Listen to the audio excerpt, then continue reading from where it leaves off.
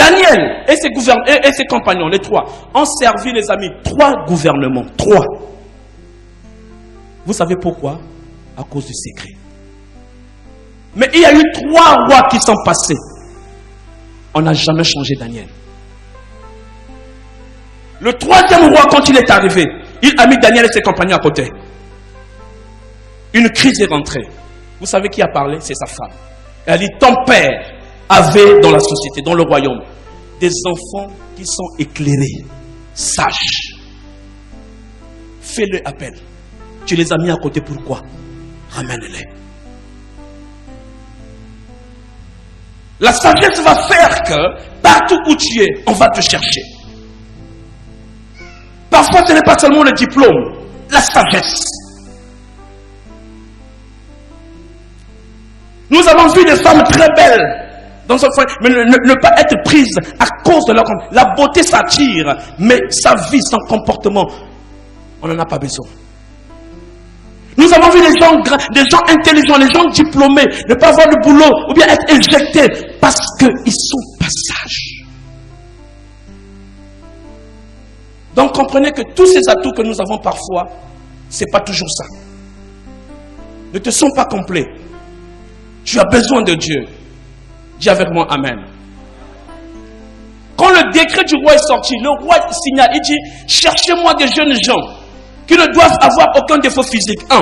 Ils doivent être beaux, remplis de sagesse, instruits, intelligents.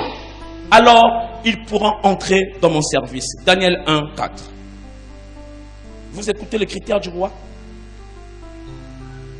Une personne, les personnes très élevées ne prennent pas n'importe qui. Et c'est ça qui fait le mystère. Parfois, vous parlez même d'occultisme. Non, non, non. Ils ont travaillé ça. Ils ont travaillé ça. J'ai besoin de quelqu'un qui sait. Alléluia. Est-ce que quelqu'un comprend ce que je suis en train de dire? Restez cachés, mais prospérez.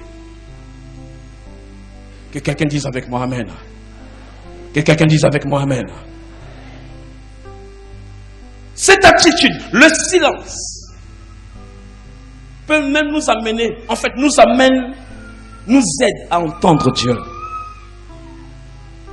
Souvent les chrétiens criant, on n'entend pas Dieu. J'ai l'habitude de vous dire, si Abraham n'avait pas développé son ouïe, c'est-à-dire sa capacité d'entendre, je ne parle pas spirituellement, et que ce soit spirituel, que ce soit sa capacité d'entendre, il tuait Isaac. Et voilà comment les chrétiens, nous, aujourd'hui, nous sommes en train d'accuser Dieu. Dieu m'avait dit, comment? Il y a une différence entre ce que Dieu a dit et ce que Dieu est en train de dire. C'est 2 choses différentes. Ça ne se contredit pas, mais ça se complète. Tu fais souvent attention à ce que Dieu a dit. Je peux rester là, je fais lever papa Hippolyte, maman, je prophétise sur lui. C'est ce que Dieu a dit. Il doit veiller maintenant sur ce que Dieu est en train de dire. Dieu peut compléter cette chose par beaucoup de choses. Abraham, donne-moi Isaac. Il monte sur la montagne. C'est Dieu qui a demandé. Gloire à Dieu. Abraham soulève le couteau. Il veut poser sur Isaac. Abraham, arrête. Regarde à côté de toi. Voilà comment, révérend, les gens ont tué leur Isaac et ont accusé Dieu. Ce que Dieu est en train de dire, ça s'écoute dans le calme, dans le silence.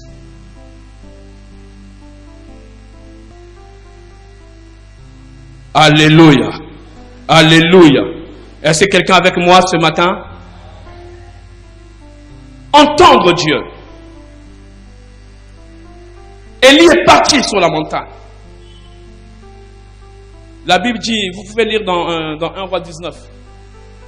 Élie était un habitué de l'onction. Élie était un habitué des choses fortes, le feu, Élie, tout ça là. Ce jour-là, Élie monte sur la montagne. Il a vu comment le feu est descendu à consumer le prophète de Baal. La Bible dit, ce jour-là, il y eut un grand tremblement. Dieu n'était pas là. Il y eut du feu. Dieu a craché du feu. Ah, c'est là. Voilà, un tremblement de terre, un feu. L'Éternel n'était pas dans le feu. Et après le feu, un murmure doux et léger. J'aime ça. Quand Élie l'entendit, il s'enveloppa le visage de son manteau. Il sortit et se tint à l'entrée de la caverne. Et voici, une voix lui fit entendre ces paroles. Que fais-tu ici, Élie? Élie était habitué à voir les choses fortes. Parfois dans notre christianisme, c'est ça, dans notre conversation, on est habitué à des choses fortes avec Dieu. Ça va. Mais Dieu est l'homme à la sagesse variée. Il fait comme il veut, il parle comme il veut. Dieu, Élie a vu le tremblement, il dit, ça c'est mon Dieu. Ça c'est le Dieu qui est descendu au mont Carmel. Dieu n'était pas là. Je vais dire à quelqu'un aujourd'hui, tu as toujours considéré que Dieu est là parce que quand tu es béni, quand tu vas, quand maintenant il y a des graves problèmes et des soucis et ce calme rentre dans ta vie, tu penses que Dieu n'est pas là. Je dis à quelqu'un, Dieu est là. Je dis à quelqu'un, Dieu est là. Même quand tu n'as même pas d'idée, tu dis, mais où est Dieu? Où est Dieu? Je te dis que Dieu est là. Un murmure doux et léger peut te parler. Est-ce que quelqu'un comprend ce que je suis en train de dire? Quand je parle de se tenir caché, ce n'est pas la solitude. Je ne parle pas de la solitude. Je ne parle pas de rejet. Je ne parle pas des gens qui ont la peur, tout ça là. Je ne parle pas du ressentiment. Amen. Hein? Je parle de la conviction que nous avons avec Dieu. Cette haute discipline.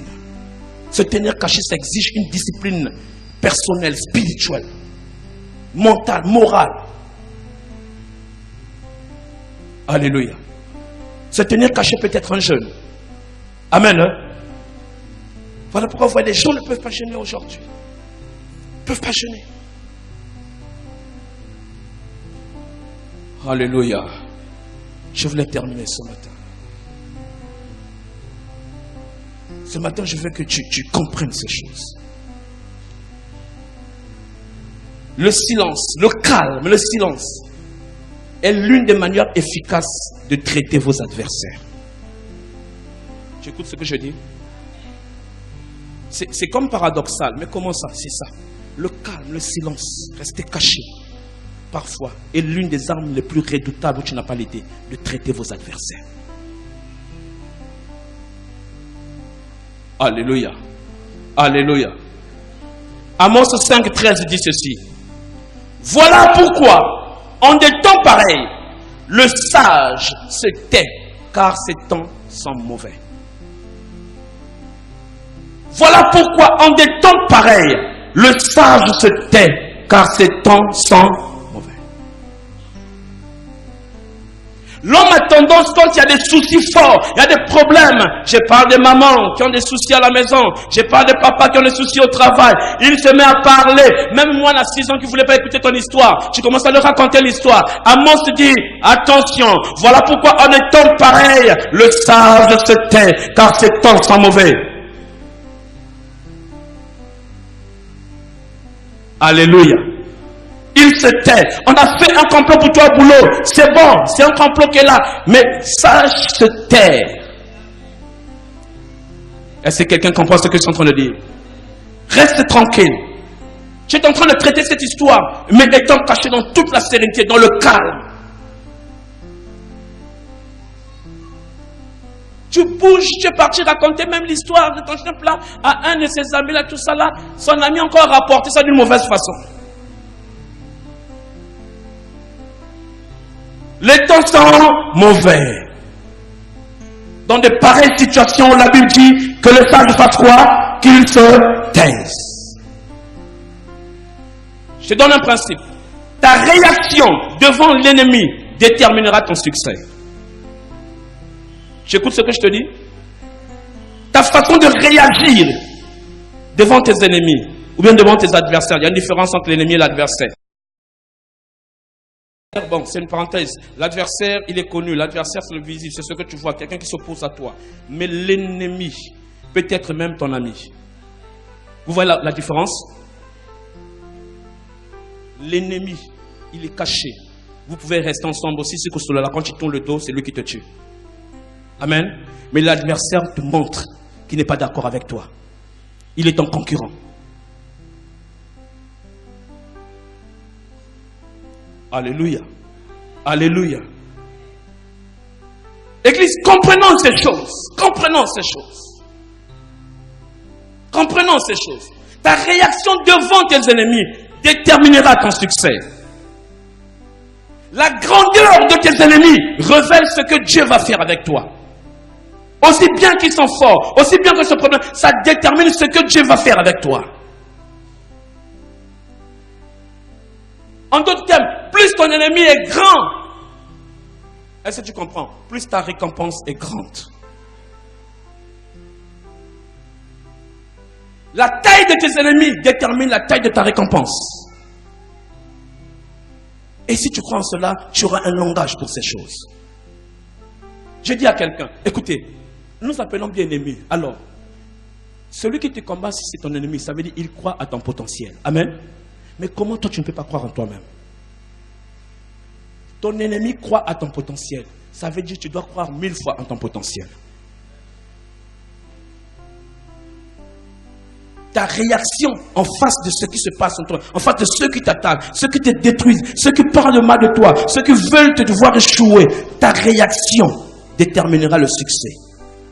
Si tu réussiras ou tu ne vas pas réussir. Ceux qui parlent derrière toi, ils parlent. La Bible dit bien, ils parlent. Même le monde, ils parlent. On dit bien, ils sont derrière. Laisse-les derrière. Avance. Je dis à quelqu'un, avance. Est-ce que tu comprends ce que je dis? Laisse-les derrière. Tu vas te focaliser sur ces choses. Ça va te perdre le temps. Ça va te faire parler. Ça va te faire beaucoup de choses. Voilà, aujourd'hui. Nous avons tant d'histoires maintenant. Des maladies psychosomatiques, des AVC, de ceci. Regarde ton chemin. Regarde à Dieu. Jésus-Christ parlait. Quand Jésus-Christ parlait beaucoup, c'était pour évangéliser. Parler devant ses frères, ses amis. Mais quand Jésus-Christ est arrivé devant ses ennemis, il a gardé silence. Ils étaient étonnés. L'une des rares fois que Jésus-Christ a parlé, il a dit par exemple, vous cherchez qui? Nous cherchons Jésus, il a dit c'est moi, ils sont tombés. Alléluia. Jésus-Christ est devant Ponce Pilate. Oh, j'aime ça. Marc 15. Il est devant Ponce Pilate. La Bible dit, Pilate l'interrogea de nouveau. Parce que Pilate est en train d'interroger Jésus. Et on dit de nouveau, encore une fois. Pilate l'interrogea. Il l'interrogea de nouveau. Ne réponds-tu rien? Vois tout ce dont il t'accuse. Est-ce que quelqu'un est en train de m'écouter? Et Jésus ne fit plus aucune réponse, ce qui étonna Pilate. Est-ce que quelqu'un écoute ce que je dis ce matin? Il est devant Pilate. Pilate est en train de poser la question. Tu sais que Jésus, c'est moi le roi. Je peux décider de ta vie. Si je dis on te laisse, on te laisse. Si je te dis on te prend, on te prend. J'ai besoin que tu dises quelque chose. La Bible dit, il se tue. Il ne dit plus rien. Si Pilate savait ce qui était en train de se préparer, my God. Oh, la Bible dit dans Ésaïe 53, il dit, comme une brebis qu'on amène à l'abattoir, il se tue, il ferma sa bouche, il marcha comme une brebis. Mais pourtant, c'est par ses maîtres sûrs, pourtant, c'est par cette force, pourtant, c'est par sa vie qu'il a donnée, qu'il a sauvé le monde. Pilate ne savait pas que Jésus-Christ est en train d'attendre un royaume plus grand que lui. Il dit, Jésus, j'ai le droit de décider sur toi. Je peux décider sur ta vie. Je peux. Ce que moi n'ai comment on a eu maté. Ce que moi n'ai du coup tu vas marcher sur moi. Tu es en train de faire une erreur. Je sais en qui j'écris. Je sais en qui j'ai donné ma vie. Je sais le programme que je fais. Je ne peux pas parler n'importe comment. Je parle à quelqu'un maintenant ce matin. Jésus est en train de regarder Pilate. Pilate croyait qu'il avait le monopole du monde. Mais Jésus-Christ s'attendait à un règne plus éclatant. Il regardait Pilate. Il disait, Pilate, j'attends seulement ce qui doit arriver. Parce que je sais que derrière cela, j'ai ma récompense. Derrière cela, je serai couronné roi des rois. Pilate est qui? Pilate est roi. Jésus est roi des rois. Pourquoi? Le silence. Il est resté calme. Resté calme, mais tu prospères. Les gens parlent devant toi, tu prospères. Les gens t'attaquent, tu prospères. Les gens disent quoi que ce soit, tu prospères. Je suis calme, mais au-dedans de moi, j'ai un projet qui va me propulser. Je suis calme, je suis caché. Eh, moi, soyo. Et il n'y a pas de la cantine. Ce n'est pas un problème. Vous ne connaissez pas ce que j'attends. Vous ne savez pas ce que Dieu m'a dit. Oh, je parle à quelqu'un cette année-ci. Dans ce calme, Dieu va faire quelque chose avec toi. Il a dit, taisez-vous, regardez le silence, j'agirai dans vos vies. Que Dieu, le Dieu puissant, qui a établi cette sagesse, agit dans la vie d'une maman aujourd'hui. Maman, reste calme. Même si dans le foyer, on dit des choses, on raconte des choses, reste tranquille. Oh, on t'appelle force tranquille. Le monde nous enseigne que les zones les plus douces sont les zones les plus dangereuses. Pilate, si tu savais, dis avec moi, si tu savais. Si tu savais ce que Jésus va faire, si tu savais ce qui va déclencher, cette personne aux hommes, on a calme. La Bible dit, comme une brebis. Et la Bible dit, son regard n'avait pas, son air, son aspect n'avait pas attiré les regards. Nous chantons ça parfois ici. Et pourtant, nous faisons nos douleurs qui s'est chargé. Alléluia. Ce sont nos souffrances. Mais pourtant, nous l'avons considéré comme puni, abandonné de Dieu. Il n'est pas abandonné de Dieu. Il n'est pas puni. Il est calme. Parce que la Bible dit, pour la croix, pour la couronne qu'il avait été proposée, il a accepté la croix. Il a accepté la souffrance. Parce qu'il sait qu'au moment opportun, Dieu va l'élever. Et la Bible dit, voilà pourquoi Dieu lui a donné une grande place avec les grands. Je parle à quelqu'un ce matin. On te prend faible. On te prend rien. On te croit de tous les qualificatifs qu'on t'a dit. Mais je te dis, tu auras ta place avec les grands. Parce que quand tu es sage, parce que quand tu marches avec le Dieu, parce que quand tu écoutes Dieu, parce que quand tu ne regardes pas gauche à droite, tu ne regardes pas ce que les gens disent, Dieu est avec toi. Que quelqu'un dise avec moi, Dieu est avec moi. Je te dis, Dieu est avec toi. Même si tu crois que Dieu ne t'écoute pas, mon frère, Dieu écoute ta prière. Prospère avec Dieu. Oh my God. Est-ce que je peux lire? Oh, je peux lire Matthieu 2. Vous lirez ça chez vous à la maison. Moi, je ne peux. Je vais vous expliquer. C'est l'histoire de Joseph et de Jésus. La Bible dit, après leur départ, un ange du Seigneur apparut à Joseph dans un rêve et lui dit, lève-toi, prends l'enfant et sa mère et partez tout de suite en Égypte. Tu y resteras, notre version dit, tu resteras caché jusqu'à ce que je te dise de revenir. Car Hérode ne va pas tarder à faire rechercher l'enfant pour le tuer. C'est Dieu qui demande, écoutez, le Dieu puissant, le Dieu d'Israël, le Dieu qui était avec Abraham, le Dieu qui a dit à David, il viendra un enfant qui serait né d'une vierge. Ce Dieu-là demande à Joseph, fuis avec l'enfant. Il dit à Joseph, cache-toi avec cet enfant. Dieu ne pouvait pas intervenir. Pourquoi tu t'embêtes quand on te dit que, où est ton Dieu? Oui, qu'est-ce qu'il a fait? Pourquoi tu t'embêtes? C'est Dieu qui demande à Joseph, vas-y en Égypte et cache-toi avec cet enfant, car Pilate va le faire mourir. Cache-toi. Et la Bible dit, ouais, tu peux continuer là. Joseph se leva donc immédiatement. Que après ce matin, quelqu'un se lève immédiatement, prit de nuit le petit enfant et sa mère et se retira en Égypte. Oh my God. Quand Hérode fut mort, voici un ange du Seigneur apparut en songe à Joseph en Égypte. Il dit, Joseph prit l'enfant de nuit et se retira en Égypte. Les amis, c'est le temps de se retirer. Retire-toi dans la présence de Dieu. Parle moins avec des gens, parle beaucoup avec Dieu. C'est le temps de se retirer. Maman, ça ne marche pas à la maison. Papa, comme il me tout, retire-toi. Alléluia. Stand by, retire-toi. Alléluia. Retire-toi dans la présence de Dieu. Esther s'est retirée. 3 jours, les choses ont changé dans le royaume. Retire-toi un peu. Oh, ça va aider. Retire-toi calmement. Une maman souffrait beaucoup, tellement de problèmes, tout ça là. Elle a tout fait. Et puis, elle a dit non, retire-toi dans la présence. C'est fini, tu es fatigué, tu es en train de maigrir. Arrête avec ça, tu vas mourir. Regarde à Dieu. Cet homme, tu ne peux pas le changer. Et se retira dans la présence de Dieu. Elle avait toutes les preuves dans le téléphone. Le jour que le mari rentra ce jour-là, il a même créé une femme agressive. Il a créé une femme, vous voyez, pour casser sa vulnérabilité, elle a mis des garde-fous. En moins de mots, elle donne une réponse forte. Les papas, vous m'écoutez? Les papas de Bethany, est-ce que vous m'écoutez? Yes. Oh my God. Il rentre. Oh chérie, je t'ai préparé le prépa que tu aimes. Tout ça. Hein? Alléluia. Va dans la chambre. Et il regarde dans le téléphone de sa femme. Il regarde. Encore la femme avait déjà tous les données de ce qu'il faisait, tout ça là, même le rendez-vous qu'il venait d'avoir, la femme était au courant. Abimi à telle position, moi si à fin à table, moi si à Robomanga, à Tché Poisson. Moi si le rôle na yebeli, alléluia. Le loi yambinga boy, la gentil. Abani ko benga ba camarade. Allô, ma femme va m'empoisonner aujourd'hui. Alléluia.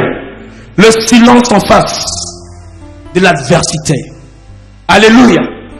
Ma femme, jusqu'à sa maman, maman, namoni ke nantel asandoki, hein? Asandoki Robomanga et Lelo. Il vient s'asseoir, il regarde, il revient aujourd'hui là, qu'est-ce que je vais faire? Quand la femme se déplace pour partir, il change les assiettes. Il dit aujourd'hui là, moi, en tout cas, rien.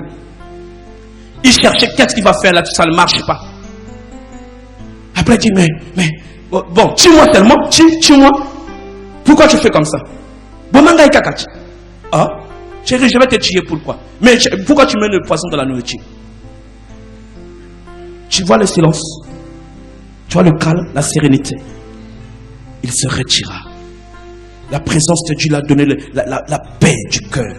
Oh Jésus, que tu visites quelqu'un ce matin.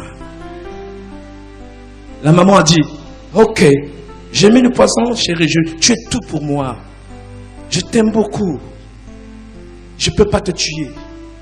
Oh, regarde, elle a pris la nourriture. Elle a fait quoi? Elle a mangé. Tu penses comment j'ai mis le poisson? L'assiette là, mets là, elle a mis. Là, le verre là, elle a mis l'eau, elle a bu.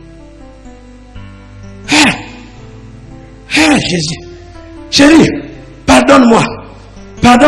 Alléluia. Est-ce que quelqu'un comprend cela? Le miel coule pas commencer. Dans son cœur, elle était dans le chikarabasa taborende bachanda. Alléluia. J'ai dit, je te fais trop de mal. J'ai dit, pardonne-moi. Oh, qu'est-ce qui m'a eu? Makambo bandiwana. Alléluia. Elle n'a pas lié un démon. Elle n'a pas fait quoi que ce soit. Le calme, la sagesse, la présence de Dieu a commencé à changer les choses. Je dis à quelqu'un, cette année-ci, change de stratégie. Regarde à Dieu. Dieu est capable de changer les situations, de retourner la situation à ton avantage. Dans ce passage de Matthieu 2, quand vous lisez un peu plus bas, Dieu est arrivé après, il a envoyé l'ange, dit à Joseph, maintenant, ceux qui t'attendaient, ceux qui voulaient ta mort, Pilate et Hérode et tous ces gens sont morts. Maintenant, rentre en Israël. Je suis en train de dire à quelqu'un, tu rentreras maintenant. Parce que tu sais quoi? C'est Dieu qui s'occupera de ces gens. Toi, garde le silence. Toi, retire-toi de la présence de Dieu. C'est Dieu qui va s'occuper de ce problème. C'est Dieu qui a dit à Joseph, va, il connaît ce qu'il est en train de faire. Après, il dit, il envoie un nom. Ah, vous avez ça. Il dit, voilà, et il dit, lève-toi, prends. C'est ça? Voilà. Prends le petit enfant et sa mère, verset 20, et va dans le pays d'Israël, car ceux qui en voulaient à la vie du petit enfant sont morts. Je dis à quelqu'un, Dieu s'occupera de tes adversaires. Dieu s'occupera de tes ennemis. Retire-toi dans sa présence. Garde silence. Hérode, tu ne le verras plus jamais. Pilate, tu ne le verras plus jamais. Parce que Dieu est avec toi. Dis avec moi, Dieu est avec moi. Tout celui qui est à côté de toi, dis Dieu est avec moi. Je garde silence. Garde silence. Sois sage. Ne tourne ni à gauche, ni à droite. Sois fixé vers l'Éternel. Je suis en train de parler au cœur d'une maman ce matin. Je parle au cœur d'un papa ce matin. Cette histoire ne va pas te tuer. Mais eux de l'autre côté, Dieu va s'en occuper. Il dit Hérode est mort. Je dis à quelqu'un, cette année-ci, Dieu traitera Hérode. Cette année-ci, Dieu va s'occuper d'Hérode. Parce que toi, tu rentreras en Israël. Oh my God. Maman, ne ferme pas les bagages. Tu rentreras, tu régneras dans ce foyer. Parce que Dieu va s'occuper d'Hérode. Papa, ne quitte pas ce travail. Tu régneras dans ce travail. Parce que Dieu va s'occuper d'Hérode. Je parle à quelqu'un. Il dit, Hérode est mort. Rentre en Israël. Yes. Yes. Yes. Que quelqu'un lève sa main et loue Dieu ce matin. Dis que mon Rédempteur est vivant. Mon Rédempteur s'occupera de ces choses. Dis, parle à ton cœur, parle à ton âme. Dieu s'occupe d'Hérode. Dieu est juste, Dieu est vrai. Je vous dis toujours, ça c'est ma parole, c'est ma devise de tous les temps. Dieu est fidèle et il est juste. Il ne prend jamais un innocent à la place d'un coupable. Non, ses sentiers sont bâtis dans la justice. Son trône est équitable. Ce que Dieu a dit, il le fait. Ce que Dieu a promis, il accomplit. Même si ça dure, attends, ça s'accomplira. Mais pour le moment, garde silence. Mets-moi une mélodie, Bosco, je sens la présence de Dieu. Le murmure doux et léger que Élie a vu. Parfois, tu t'es beaucoup agité, il n'y a eu rien. Mais ce matin, Dieu te dit, garde silence. Garde silence. Oh, sabare déjà. Ira sakabosh dema. Garde silence. Garde silence. Garde silence. Tu peux mettre tes deux mains sur ton cœur, s'il te plaît. Garde silence. Hérode va mourir. Je dis à quelqu'un ce matin, Hérode va mourir. Yes. Nous ne tuons pas les gens, mais c'est Dieu qui les tue. C'est Dieu qui s'occupe d'eux. Il a dit, ceux qui en voulaient à l'enfant, ceux qui en veulent à ta bénédiction, ceux qui en veulent à ton travail, ceux qui en veulent à ton mariage, ceux qui en veulent à ta santé, Dieu s'en occupera cette année-ci. Il a dit, garde un silence. Maintenant, rentre en Israël. Tu rentreras en Israël. C'est ton lieu. C'est là où Dieu t'a appelé. C'est là où Dieu te bénira. Ce n'est pas en Égypte, c'est en Israël. Même si tu te retires ce matin, même si les gens t'ont écarté, si les gens ne veulent rien savoir de toi, je dis à quelqu'un, tu rentreras en Israël. Oh, je sens une onction. Sakabo Shabrestai. Tu rentreras en Israël. Tu rentreras en Israël. Israël, c'est la terre promise. C'est là où l'enfant Jésus-Christ devait régner. Alors pourquoi le retirer? Il s'est retiré, c'était stratégique. Ce que Dieu fait avec toi ce matin, c'est stratégique. Même si autour de toi, tu n'as personne pour t'aider. Tu es seul contre tous. Mais je te dis, tu es seul contre tous, mais seul avec Dieu. Et c'est l'essentiel pour cela. Oh my God.